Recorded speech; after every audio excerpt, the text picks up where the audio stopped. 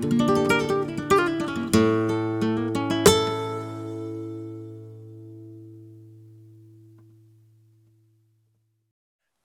dear friends, I'm Samuel Moore and welcome to my Talking Music video series, where you get to hear long-form discussions with superb and fascinating musicians. My brilliant guest today is the classical guitarist Alexandra Whittingham. Alexandra, welcome to the show. Thank you, thanks for having me. My pleasure. I'm sure many people following this channel are familiar with you and your work, but for those who aren't, please give us a brief overview of who you are and what's been your journey in life that has led you to be sitting here today.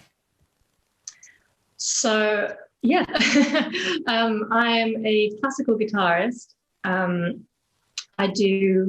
currently do a lot of things on social media, on YouTube, and I basically went through sort of 12 years of music education, music institutions. I was at a music school for 7 years, and then I moved to London to study at the Royal Academy of Music. I did a 4-year course there for my undergrad, and then I did a postgraduate course in 1 year, which is usually 2. So I condensed that to 1 year. And I graduated last July.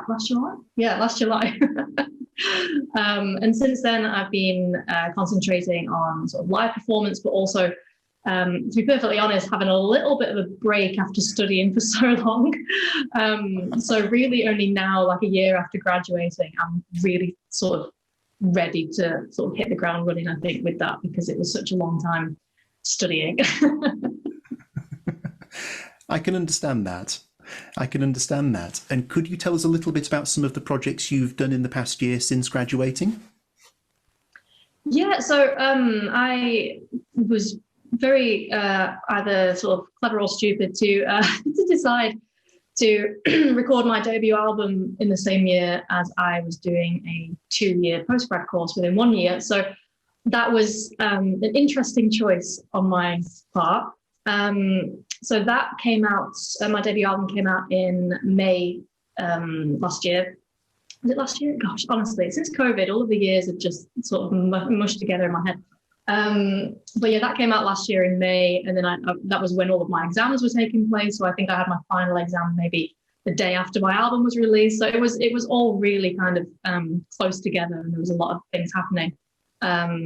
But yeah, that was an amazing experience. Really felt great to have it out and have it recorded, and yeah, since then I've been enjoying playing a lot of the repertoire from my album in concerts, and just kind of enjoying using everything from music college that I've sort of learned. I mean, it's impossible to use all of that within 1 year. It was so long, but enjoying playing some of the same music that I've been studying for so long within this year, because it was such a relentless cycle of learning new music, you know, this difficult piece, that difficult piece, that difficult piece, and this concerto. And I think it's just been quite nice to have a year of sort of looking back over what I did, as opposed to always trying to like plow forward. So yeah, there's been a lot of kind of sitting back and thinking what it is I actually want to do, which I'm still kind of working on. Yeah. I think anyone listening can relate to that. I think when you're in the vortex of it, it can feel like you're viewing an oil painting with your nose pressed right up against it. And sometimes you need to step back to really get a sense of where you are, where you've been, and where you're going. So I think everyone can relate to what you're saying there. Yeah, definitely. I'd like to ask a question about your album, actually, because I'd like to start by saying I absolutely loved listening to it. One thing I really enjoyed about it is how you had such a strong theme underpinning everything, but hanging underneath that, there was quite a diversity of repertoire. Would you mind telling us what inspired the album and your choice of music to feature on it? Yeah, so, sorry. I think I've always, I come from well, how do I put this? I don't want to say non-musical background, because my family love music and are really sort of, you know, really into the kind of music that they like, and always have been to concerts and you know, but I don't come from a family of musicians. My parents aren't musicians.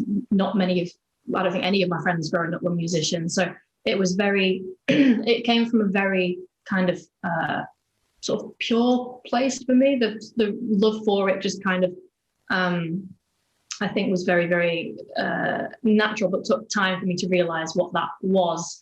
And I think as a result of that, a lot of the music that I enjoyed growing up, well, when I was a little bit older and sort of started to listen to classical guitar, and decided that I wanted to play classical guitar, most of the music that I have enjoyed has always been the more accessible kind of music, the more popular repertoire, really, like the Spanish music, for instance. You know, like I would always sort of want to listen to Asturias and Cavatina and Capriccio Arabe and all of the pieces that at music college you can't really utter those words because people will be like, oh, they're so, you know, they're so basic, and you know, but at the same time, that is exactly the kind of music that made me want to learn the guitar.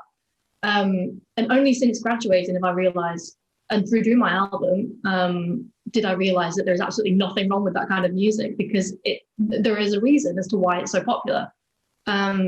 So I think it was a very kind of, like, going into choosing the repertoire for the album, I was going into it with a very kind of disc of Spanish music. And I had some conversations with the label who were really good in that respect. They really did give and we after a few realized that it was probably sort of good for me to delve a little bit deeper into okay, well, I love this music and I can include some of this music, but what else can I include that, you know, excites me, as opposed to just one small part of music that excites me.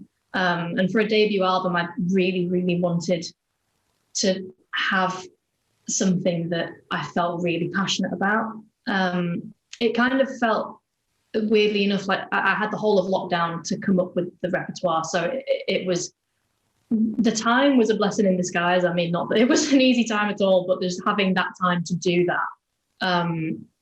You know, I mean, at no other time would I have been able to spend like 6 hours, 7 hours a day just listening to music and deciding whether I like it or not, and going and finding the scores online and things like that. So I did a lot of that, and I kind of found as well through having conversations with others, and just found composers that I'd never heard of before, whose music I was hearing for the first time, and it made me feel, why isn't this as famous as this piece, or as this piece, like, it's so beautiful, and why have I never heard this before, or why have I not heard of this composer?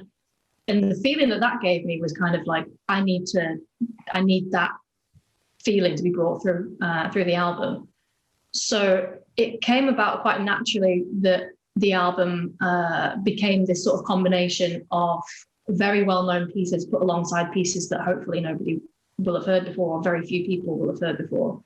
Myself included, I hadn't heard half of the album before I'd found the pieces. So I also decided, having looked at a lot of the repertoire, a lot of it was, all of it is European, which is where the idea of my European journey came from. And I think in total we have 9 or 10 different countries that it kind of travels through. So yeah, that's kind of a not so brief description as to how it came about. No, it's lovely to hear that level of detail as to what went into the process. And again, I think a lot of people can relate to that idea that lockdown in many ways was difficult for a lot of people, but it gave us time and space to do things that we just don't have time to do normally. And it's really interesting that you feel that's fed into the way the album came together. When I was listening to it, there's one thing that really struck me. It struck me that often a composition is deeply linked with the geographical setting in either it was composed or was inspired by. Would you say this is also true for a performer's interpretation of that music? So, for instance, have your recent travels in Europe shaped the way you perform certain pieces of repertoire?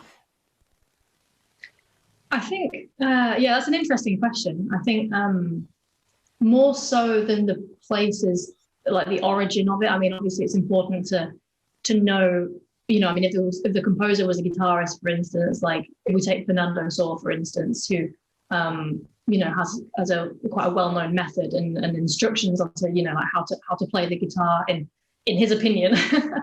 And he talks in detail about the different colors that you can bring out and the different instruments you can imitate with the instrument, with the guitar, the different orchestral instruments that you can imitate and things like that, just by creating different colors. And so I think when playing his music, for instance, we have this sort of view of, I don't know, this kind of wider sense of, okay, well, how many instruments can I imitate during this piece? Or, you know, how would he have played it? You know, I think that it's easier with a composer like that, who maybe we know more about, to think about how he might have played it.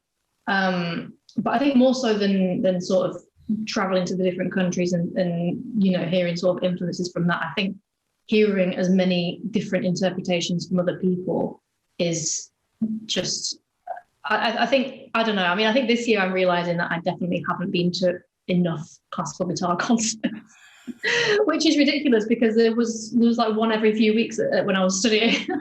You know, so I would see a lot of people play, but I think that, I don't know, I think once you've taken a step outside of that little bubble of, you know, classical guitar studies at music college, which is just absolutely tiny little bubble, and it's so great when you're in there and there's so much going on and there's so much sort of, you know, a mutual shared passion between everybody. But when you step outside that, it's quite scary to realize actually there's, you know, like bigger picture. There's so many more things that you can consider when playing, but other people's interpretation, I think, is definitely, yeah, that's definitely been like a big inspiration to me, seeing other people play. That's really interesting to hear. And I find it interesting because when you kind of summarized your journey at the start of this interview, there was kind of a clear separation between your time developing and studying and your time now as a professional. And you kind of echoed it there as well in terms of how you thought about the repertoire, which was really interesting. This leads me to my next question. I'd like to talk a little bit about your musical education.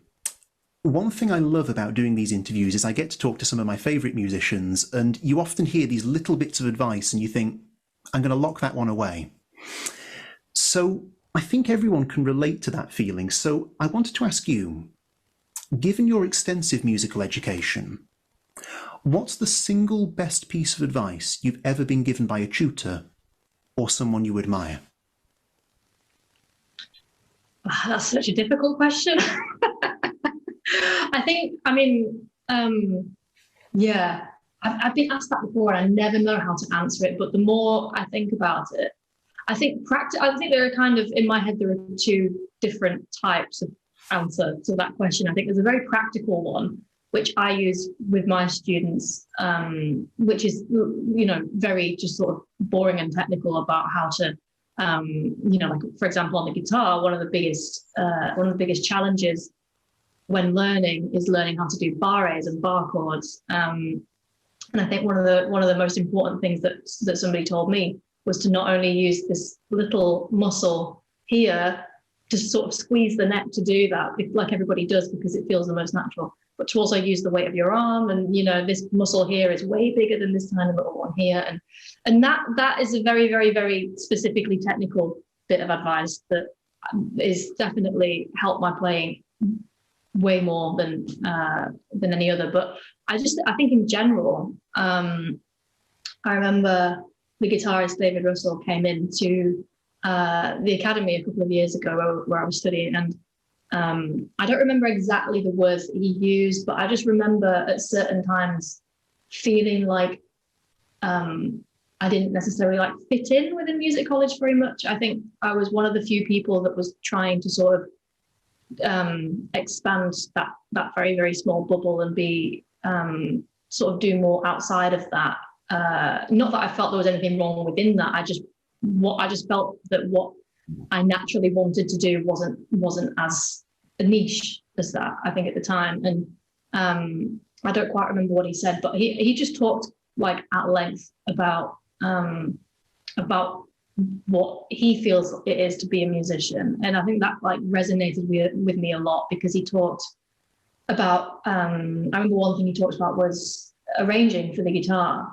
And, you know, there's a lot of kind of strong opinions around what should be arranged for the guitar and what shouldn't, and what should be left and what should be this and that. And how certain things by certain composers should be played or not played, and that's horribly wrong if you do that and include that note within that chord. And that's the stuff that used to keep me awake at night when I was at music college, because I was like, I it doesn't resonate with me. That sort of, philosophy doesn't resonate with me. And I just remember him saying, there's not enough guitar.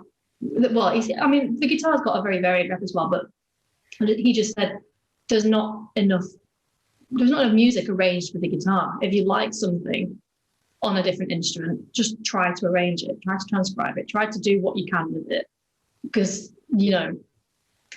if you like it, you like it, and it was just, I can't remember what he said. That was really rubbish, like trying to remember, but it was just a really simple thing that he said that was kind of like, you know what, like if that's David Russell saying that, somebody who I really admire as a guitarist, then, he just kind of made it sound very like carefree and unjudgmental. And I think that was something that I struggled to feel at music college, because it's such a small world. So yeah, I think the bottom line of that is kind of like, just don't care what other people think, because music is it's an art form, and it's, there's no right or wrong way to do it. And it's the same with classical music, despite what society tells us. It's really interesting, the two examples you gave there. One theme that really struck me about the two, because they are kind of linked, you're essentially talking about feeling comfortable with playing. With the bar situation, that was a very specific technical example, but essentially that bleeds through into everything, because if you're tense here, that's going to echo through your whole body and affect the way you play. And similarly, if you're not comfortable with the repertoire you're playing, don't be surprised if that's going to come out in the performance. So I like how that sense of being relaxed and comfortable and confident with you as a musician kind of underpins both your answers there. That was really fascinating. However, unintentionally.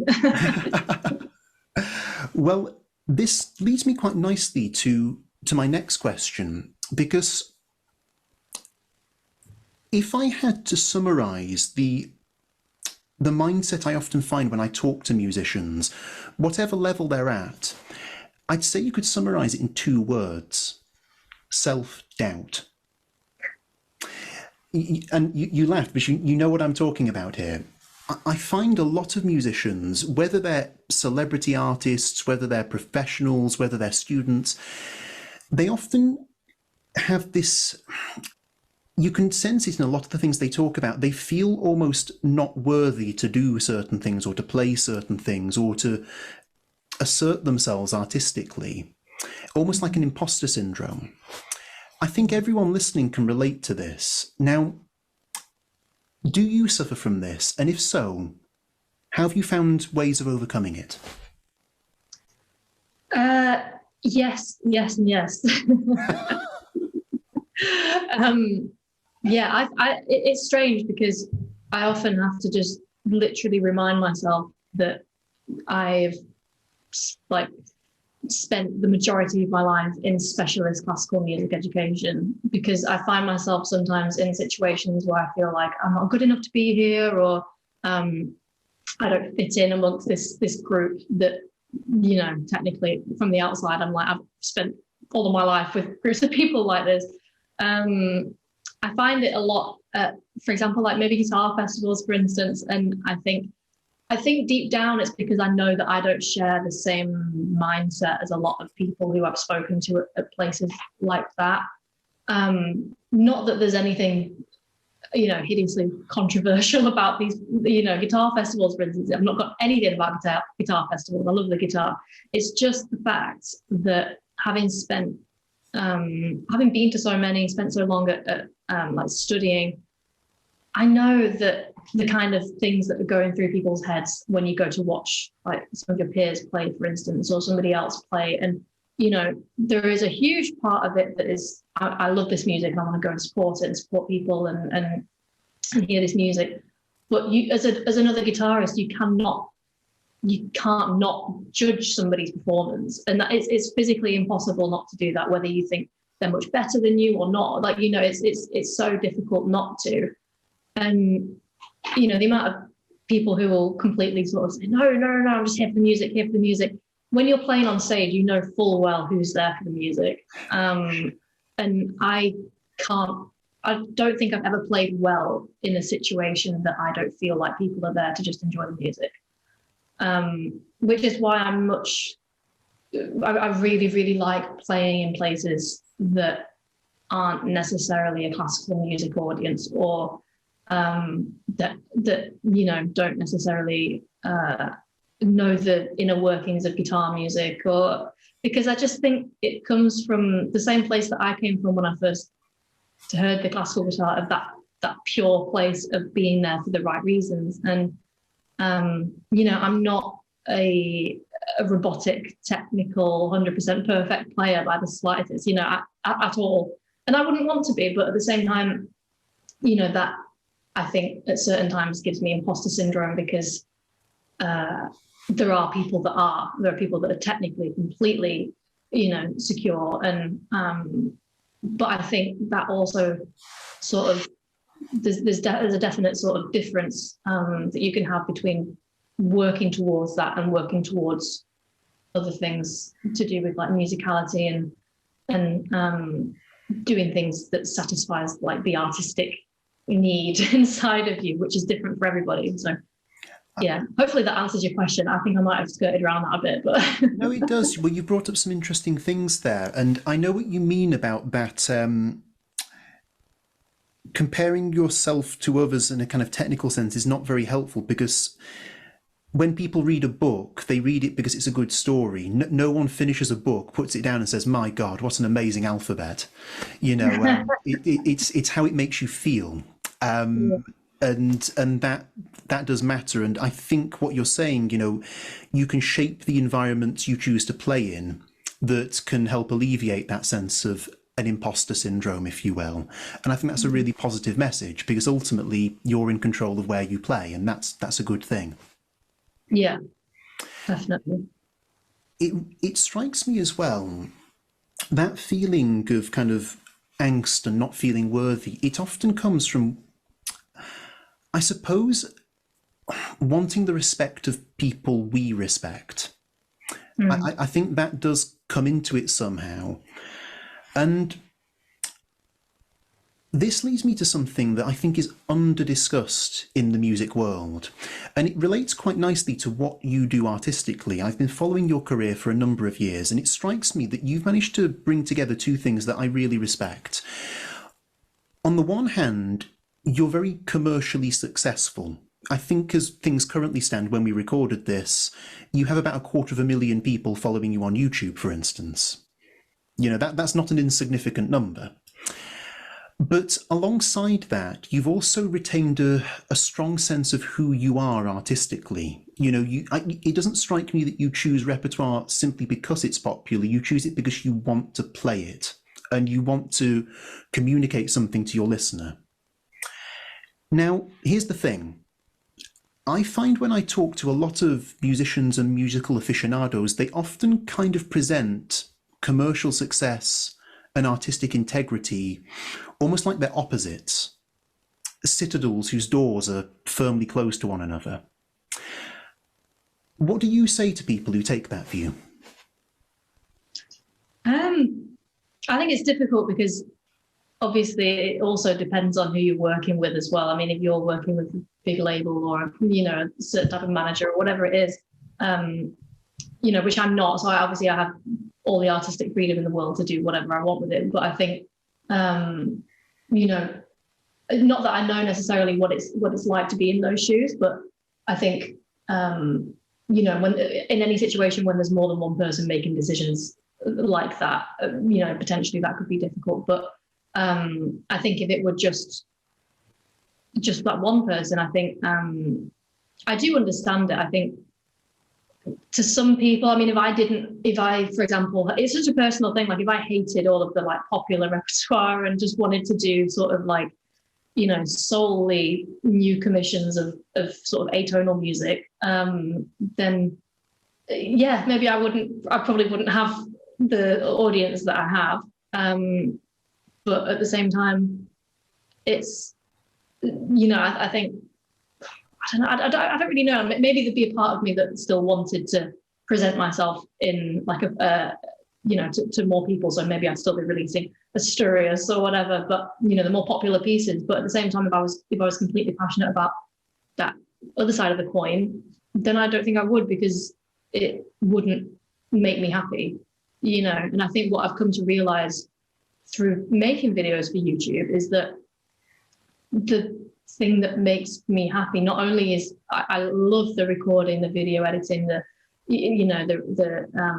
whole video making process. I get a lot of enjoyment out of it. Mainly, I think, because it's rare, as as musicians, it's very rare that we get to have a final say in something that can be put online and then you can tick it off your to-do list, and it's there in its final form. Whereas when we play a concert and play a piece, that we're always hoping that it'll get better each concert. There's always more work you can do on it. You've never finished and completed a piece. Whereas with a video you can. So I think that really fulfills that like control freakishness inside of me somehow. But the other side of it is that the comments that I get and the messages from people that that's something that I never even imagined before doing any of that. Just absolutely lovely comments, just sort of of people saying how much of a difference it's just watching that video has made to their day or their week, or and I think that is something I never, like I said, never considered before doing it, but that 100% is something that spurs me on to keep doing it. But also recently has spurred me on to find pieces that I'm also passionate about that that other people might not have heard before. So I'm trying to introduce sort of lesser known pieces and some of my own arrangements and things like that, because that is also true to what currently I'm finding to be, I'm passionate about. So I think, I'll never sort of just keep putting out just popular stuff on YouTube because it keeps people happy. That's the thing that I've definitely agreed with myself, is that if my music taste is changing permanently, so I want to take whoever's following me with me on that kind of journey, if we will. No, that's really interesting, and what leads quite nicely to what I wanted to talk about next, because essentially what you've kind of answered there, we've kind of got a sense of your wider philosophy on being a musician. And this leads me to a question I always like to ask all of my guests. I think anyone who ever picks up a musical instrument aspires to be a good musician. Well, at least I hope they do. But this is the thing. In order to achieve anything, we first have to define it. So let me ask you, what does it mean to you to be a good musician?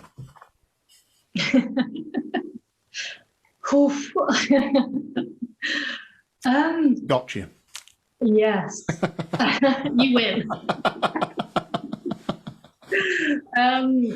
Yeah, that's a good question. I mean, obviously, as you should, you'll get a very different answer from everybody you ask. But personally, to me,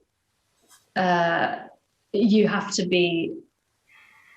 Obviously you have to have a love of music for one thing, but you have to also love everything that that being a musician in 2022 means. So you have to love sitting at your computer for 4 hours a day doing emails. You have to love reaching out to concert promoters, and you have to love all of the practice that you have to fit in between these things, along with the video shooting, investing in equipment, learning how to use it, editing. Like, I mean, doing your own accounts, being your own manager. You have to know and be like good at so many different things. And it's impossible to be. It's impossible to be perfect at everything that you need to be good at to be a musician, because every day I wake up and I think, oh God, I've got that other thing, and there's that other thing, there's that other thing. And you are literally, I think, like you have like 55 different jobs in one job. And a lot of the time I've come to realize that when I'm feeling a little bit sort of down and like just not very good, I think that I've kind of found the reason for that usually is the fact that I've let everything else apart from the actual music take over in being a musician. So then I have to kind of rein it in and spend some time actually playing and doing music to then feel, okay, because that in itself gives me a lot of imposter syndrome sometimes, because I can go a few days without even having touched the guitar and just not realize, because I'll be working on so many different other things to do with being a guitarist. I'll be replying to emails of people, asking about concerts and guitar festivals and this and that, and having not played for, almost a week. And not that, I'm very, very much trying to not let that happen again, but it's just something that I've struggled with before, because it's easy not to realize when you feel like you're constantly working, and then you realize, why do I feel a little bit like, oh, because I've not played in the past 4 days. I've been doing everything I can to get concerts and to build myself and to build my career, but I actually haven't been given enough time to what it is that brought me here. So yeah, that's something that I've kind of struggled with since leaving college, but kind of feel like I'm getting a bit better at it, hopefully. I really like that answer because it touches on something that's broader. I think if you ask most people in the public what being a musician is, I think a lot of people simply assume that most musicians who perform, their day essentially is they practice and do whatever they want artistically, and then at some point if they want to record, a huge label just pays for the whole thing and they get all the say over it, and a limousine turns up and takes you to a venue and you have no responsibility for promotion, you just turn up and play and it's a really nice relaxed life. And you're absolutely right, being a musician, it's like being every job in a major company, all at once. Your accounts, your own HR, your own secretary. Absolutely. And unless you're in the top, 0.001% of musicians like, Sting, very few people get that kind of Hollywoodized image most people have of what a musician is. So I really appreciate that you actually talked about the broader sense of what it means to be a musician, because we very rarely talk about that publicly. So I appreciate that. I'd like to turn our attention to some of the kind of more playing sides of being a musician, having the instrument and working on one's craft. And I thought what might be quite interesting is we could examine the process of getting to doing a concert and performing something. Because I find a lot of students of the guitar and music generally struggle with certain aspects of this. So I'd like to just go through each stage, if I may. Let's start with choosing what to perform. I think everyone can relate to this.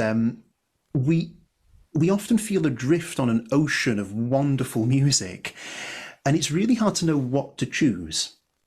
So let me ask you this. When you're putting together a concert program and choosing a repertoire for it, what are you looking for? So, yeah. Also something that I've been trying to work on since I graduated.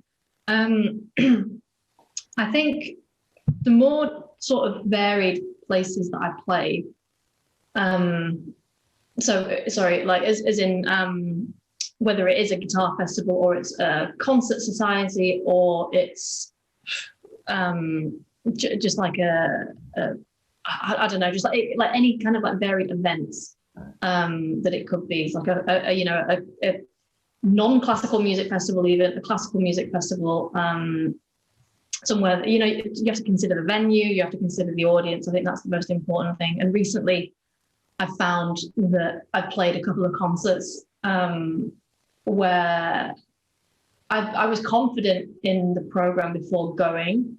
And then I kind of realized later on, I programmed one piece at the end of a concert that's a really good one to go out on because it's got a very ending.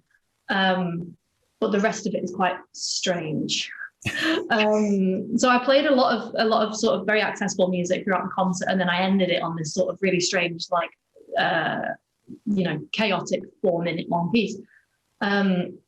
And then I come back on, obviously, if they clap for an encore, and then I play something much more calming, so they can go away and not have nightmares. But I got some feedback afterwards that was kind of like, oh, but you should have played some of the favorites. And it's like, I did. It's just because of the one piece at the end that you think that I didn't.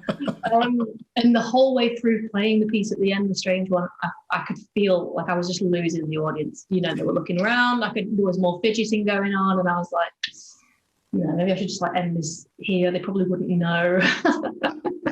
I can relate to what you're saying there. I remember once going to watch a friend perform a concert, and it was a wonderful program, and there was a lot of very accessible repertoire in there. And I think it was partway through the final set.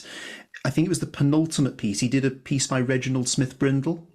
Okay. You know, it was quite challenging, and I thought I kind of feel sorry for him here because the whole concert was great and that piece was played beautifully, but I thought everyone's going to comment on that one piece. Like, Yeah. It's the Marmite piece. So, because some people love it and some people hate it. Yeah. But I think it's a very common thing as well. But since then, I've started to sort of think, okay, well, maybe that isn't appropriate for that kind of audience, and sometimes it is really difficult to predict what kind of audience the concert is going to attract.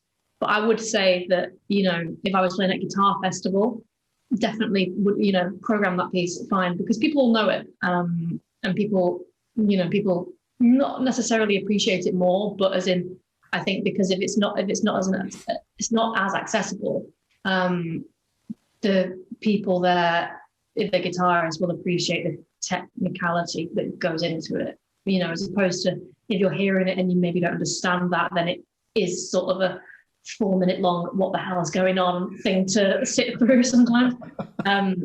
So yeah, I think definitely you do have to consider the audience. I think some people will kind of think or disagree with that because I know a lot of people would maybe say, you know, it has to make sense to you artistically, and you know, if you've got a reason for playing it and it's a solid program, you play that anywhere. But I think music is a very two-way thing.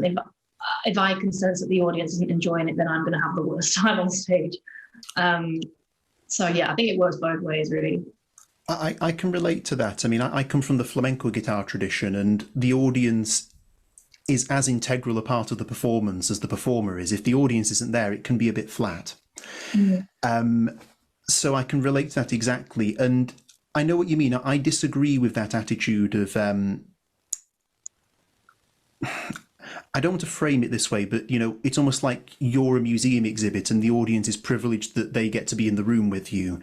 I tend to think of it more that we, the artists, are privileged that we get to do this for a living, and it's wonderful that an audience have come. So it might be worth playing the room as much as playing the instrument. You've got to get a sense of what people want to hear as well as what you would like to play. It's a two-way process. Yeah, I entirely agree with you. Yeah, I mean, it goes, I think to a certain extent, definitely. But I think at music college, that is something that I struggled with because, I mean, my final program was just a set of like 4 ridiculously long, difficult pieces. And I would never, ever, ever play a program like that, you know, in public, really, because it's just not necessary. For me personally, it's not necessarily realistic. And I think, I don't know, that's one thing that I wish college would have kind of concentrated on more, is the fact that, okay, when you graduate and you're doing concerts, you're going to be asked to do, okay, set of 45 minutes, break, set of 45 minutes. How are you going to structure that? You need these little pieces in between that, you know, you can gain your stamina back so that then you can play a more difficult piece afterwards. And, you know, whereas I think, yeah, you kind of do have to accommodate and adjust for what works for you, definitely. But, yeah. Absolutely. So let's say we've now selected the repertoire we want to perform. You've now got it as a sheet music in front of you on the stand and you're about to learn it. A lot of students I encounter really struggle with getting a piece of music off the paper and under their fingers and into their head. And the sheet music often becomes a comfort blanket and they won't want to play without it. So with this in mind, what tips do you have for people for getting music off the paper, into their head and under their fingers? Yeah, another difficult one. I think I've had a lot of people ask me about like, oh, how do I memorize something? And to be honest, recently, completely being honest, I've been using music in most of my concerts. I never ever once did for years and years and years through school and college because we literally weren't allowed to. We'd lose marks. And in any concerts, I wouldn't use music. But I've just found it, to be honest, a little bit of even just having the set list on an iPad in front of me just means that you've got one less thing to worry about if you play the wrong piece next. So that's something that I'm also, because I've realized I'm too reliant on it now after not using it literally for 10 years at all. So now I'm trying to completely stay away because it's just a mental thing of having it there.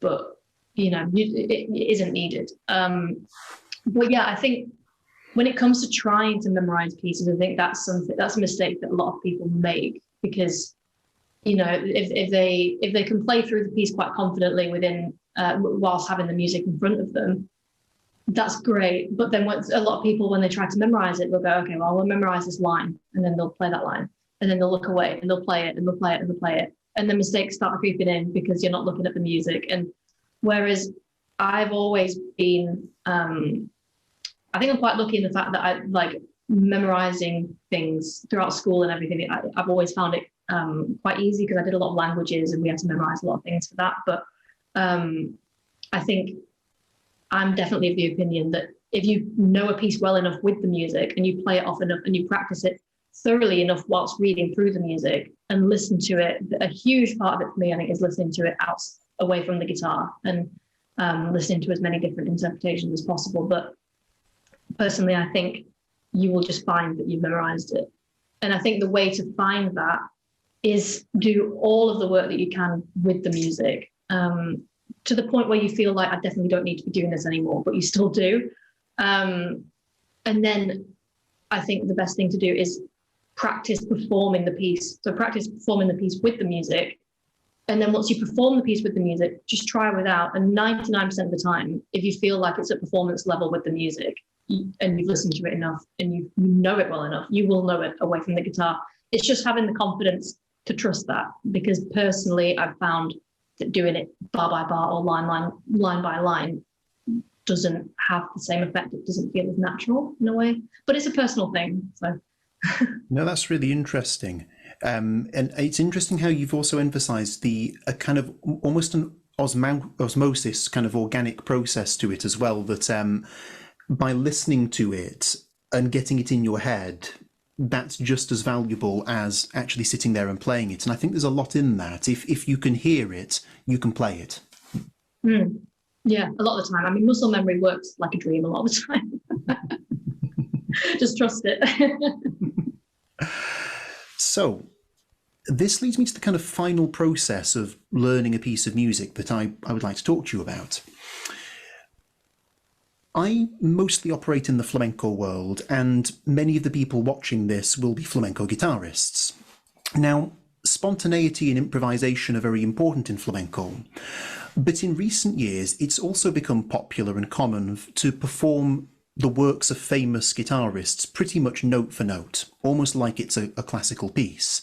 And this often happens alongside more improvised pieces within a program. Now, flamenco musicians are not used to doing that for the most part. You're a classical guitarist, and that's kind of your bread and butter. The question I've got for you is this. A lot of musicians, I find, really struggle to interpret someone else's composition. They find it quite hard to play it in a way that somehow communicates their inner world as well as the intentions of the composer, and they often find it hard to make creative decisions about how they want it to sound.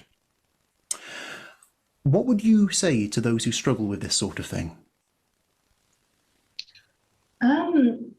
I think, yeah, that's a really good question. It's a question that I get a lot from my students, because I think I really like to, for example, play a piece or play a phrase of something. Like if I feel like they're struggling to add that extra bit of musicality to something, I quite like to play it completely straight without any rubato or without really any musicality, and then play it with and have them try to describe to me what was different and in as much detail as possible. Because I think for a lot of people, and for myself as well, I mean, adding your own fingering in classical guitar music, you know, if you're playing from, especially if you're playing from a Segovia edition or something, you know, crossing out somebody else's fingering just feels like, oh, am I qualified to do this? Am I good enough to be able to, like, why does my opinion, you know, why am I changing this? And it's always good to ask yourself why, you know, if it is something like that, or if you're crossing out dynamic, or if you're crossing out this or that. You know, I think the biggest thing that I learned at college is that if you have a reason for it, you have a valid musical reason for it, then that's fine. You know, if you're doing it just because, oh, well, it's a bit easier, my hand's already there, you know, maybe that's not as valid as, for example, oh, well, I want to keep the melody on the same string because it has a nicer tone, you know, things like that. So I find that the majority of, like, the answer to your question mainly is just confidence. Because once I started to realize that I could change certain things and play things in a way that that I wanted to, then all of a sudden it opened these doors, and I found that more people were coming up to me after concerts and saying, oh, I love what you did here with the phrasing, and, you know, and that really, I've never heard it played that way before, or that, you know, you play so musically. And I think the word musically was like, oh God, thank God it sounded natural, you know, thank God, because it feels natural when you're playing it. And that is the main thing, I think. You know, obviously, if you're not used to playing other people's compositions, or, you know, music that wasn't written or arranged by yourself, I think that probably is a very big step. Whereas obviously for classical guitarists, and classical musicians, we play music by other people from the very offset. So you get very used to sort of having to feel something about other people's music, which is a whole other topic, obviously, because there's so much music that doesn't make me feel anything. That we're kind of, society tells us, or the classical music society tells us, you should feel something because it's really good. And I'm kind of like, no, I don't, no, maybe one day, you know, I'm not there yet. But yeah, I don't think there's any pressure to play something as if you absolutely adore it with every part of your being. I think if you don't, and if it doesn't make you passionate and doesn't make you happy when you play it, then you shouldn't be playing it. It's not your kind of music. I don't know whether that was actually an answer to your question. Well, we kind of meandered a little bit, but there's some really good advice in there.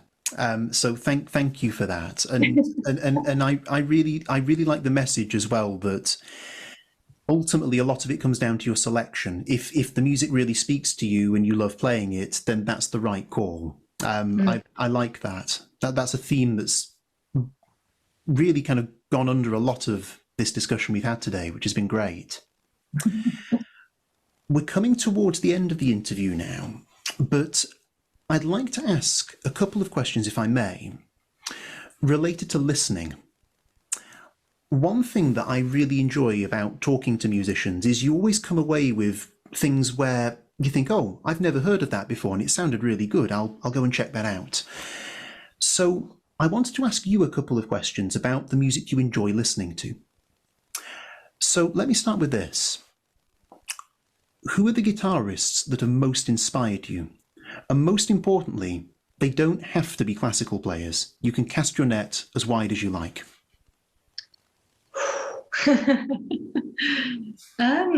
Yeah, it's a good question. You know what? I know people usually have like 5 or 6 names to just absolutely off the bat, just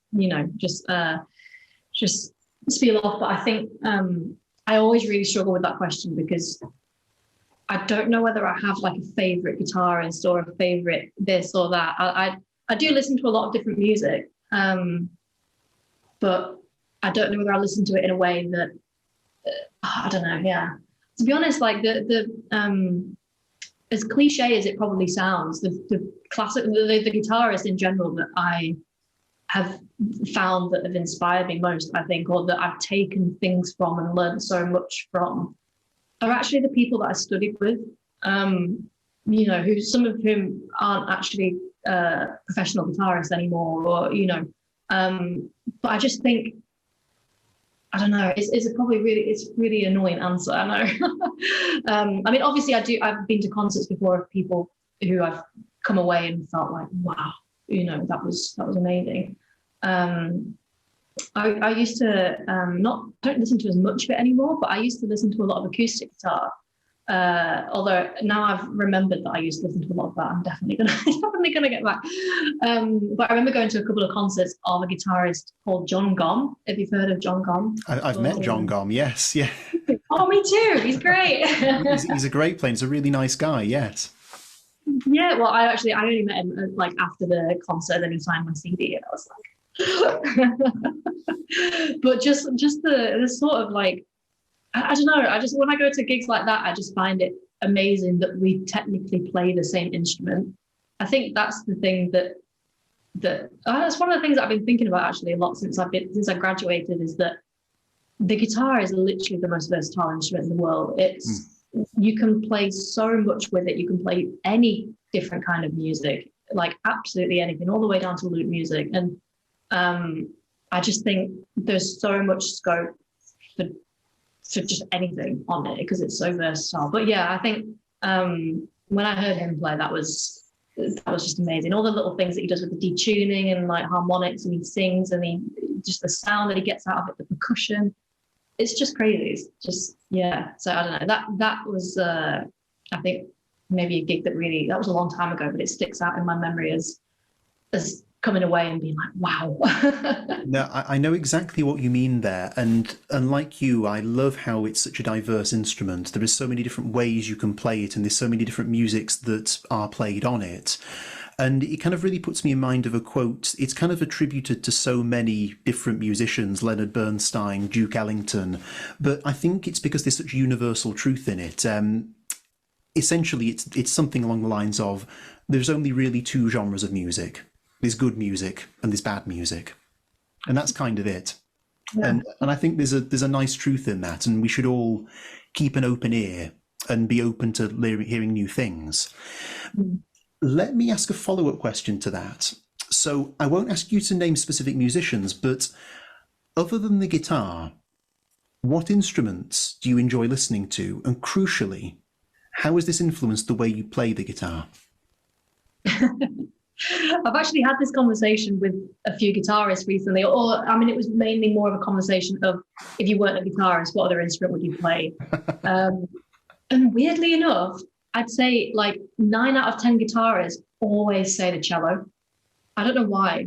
Maybe that's just people in general, because the cello is such a lovely instrument. But yeah, and to be honest, I don't listen to loads of it, but at the same time, I am starting to get into listening to more orchestral music, because I realized that sort of all my friends at music college who did play orchestral instruments, they were immersed in this world from such an early age. They'd go on the residential courses, they'd be in youth orchestras, and obviously, guitarists don't ever get to do that really. So whenever I saw an orchestral concert, if I was at school or music college and I was there with my friends, I'd always be the one like, wow, this is amazing. Like, can you hear the sounds that are, being made, and like how loud that is, and how, and they'd be like, yeah. And so I think, yeah, I love the sound of the orchestra. I just like, that's one of my kind of, not regrets in the slightest, but just the fact that like, I'd love to have played an orchestral instrument, or I would love to play an orchestral instrument, but also, it's I've had the opportunity to play with orchestra a few times in the past few years, and that I think is like my happy place. Because you're playing an instrument that you love, you're playing music that you love, and you're accompanied by this sound world that you're just in awe of. And I think that is, I just remember coming away and being like, I want to do more of that. Whatever that was, I want to do more of that. I can understand that. And also, it's interesting that you say orchestral music, because I do know what you mean there. I remember many years ago, I was working on a duet arrangement of Manuel de Falla's Miller's Dance, and I'd listened to loads of different guitarists and duets perform it. And then I thought, you've never heard this with an orchestra. And I put it on and I thought, oh my goodness, and that's a great idea. I'm using that in my interpretation, and there's all these Yeah. things that you just wouldn't think of if you don't access that sound world. So I can really relate to what you're saying there. Yeah, that's a great view for orchestras. Yeah, Oh yeah, the orchestral stunning. versions. Oh, wonderful. Well, Alexandra, we've come to the end of the interview, and I must say I really have enjoyed this discussion. Me Before, too. oh, thank you. I'm glad you've enjoyed it as much as I have. Before I ask my last question, though, if people have enjoyed what we've talked about today and want to find out more about what you're doing, where's the best place online to find you? Um, I'm on Instagram as Alexa Guitarist, although if you just write my full name in there, I'm sure I'll pop up somewhere. YouTube, I will be doing more. I really want to do more kind of vloggy kind of things on YouTube as well as the actual music side of things. So yeah, YouTube is where I try to post regularly, but we'll be doing more of. Yeah, I'd say Instagram and YouTube are probably the better of the socials. And then all of my tour dates are on my website. Although I think by the time this comes out, most of them will have they will have gone. But there will be more in 2023 when this probably is. So yeah, keep an eye out. Well, that sounds good. And I can speak from personal experience. The YouTube channel I particularly love that one. There's some wonderful things on there. Thank you. Right. I'd like to conclude with a question I like to ask all of my guests. If you could go back in time and offer your younger self just one piece of advice, what would it be? All the big questions today. Hmm. I mean, it probably goes back a little bit to what I've talked about earlier, but I just think the idea of just be open-minded. I think, like, no matter how closed off you feel, whether that's because you're in an environment that kind of for example, like music college, that is very difficult to see is such a small space and a little bubble when you're there. And then when you step out of it, you realize that. But I think no matter what situation you're in or what, where you are at in life, I think when you're a musician or for anybody really, I think it's just important to have an open mind and to realize that there are no rules when it comes to being a musician. There are no, you can do this, you can do that. We might have names for certain, classical guitar, jazz guitar, rock guitar, but at the end of the day, I think it's important to remind yourself that, like, you're in control of that, and you're in control what classical means to you or what rock means to you, and to just not really care about whether anybody else agrees with that. That's a very good answer. And with that, Alexandra Whittingham, thank you for coming on the show. Thank you for having me.